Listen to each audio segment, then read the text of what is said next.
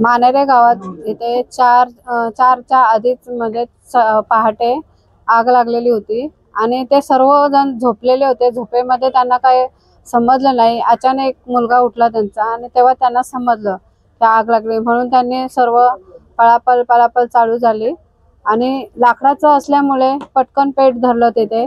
पण लहान लहान मुलं होती आणि घरात मोठं कुटुंब आहे इथे, त्यांना कोणतीही जीवितहानी झाली नाही। हे ईश्वर चरणी म्हणजे एक हेच आहे की लहान मुलांना सुद्धा काही धक्का लागलेला नाहीये आणि आता पंचनामा झालेला आहे पूर्ण।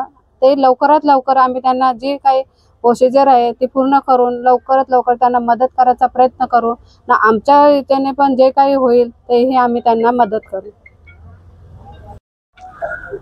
इथे जी घटना घडली आहे त्याचं पूर्ण पाहणी करायला नवनिर्वाचित आमदार सन्माननीय सुलभाताई गायकवाड इथे आल्या। आज या कुटुंबाला भेट दिली। त्यांनी ज्या मानसिकतेमध्ये ते गेले अचानक झालेल्या आगीमुळे, पण देवाचरणी खूप चांगली विषय झाला की त्यांच्या एकही घरातल्या माणसाला कुठलीही इजा झालेली नाहीये। आज सुलभाताईंनी त्यांना आश्वासित केलंय की तुम्ही खचून जाऊ नका, तुमच्या बरोबरला मी आहे।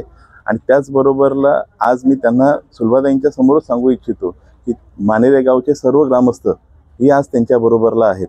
ताईंनी असताना आश्वासित केलंय की तुम्ही आधी घराचं पूर्ण सफाई करून घ्या आणि जे काही त्याला पुन्हा उभं करण्यासाठी जी काही यथाशक्ती मदत लागेल ती सर्व सुलभाताईंकडनं होईल आणि ते पूर्णपणे केला जाईल। हा घर आधीसारखा पुन्हा उभा केला जाईल, त्याच्यासाठी जे काही लागेल ते त्यांच्याकडनं केलं जाईल।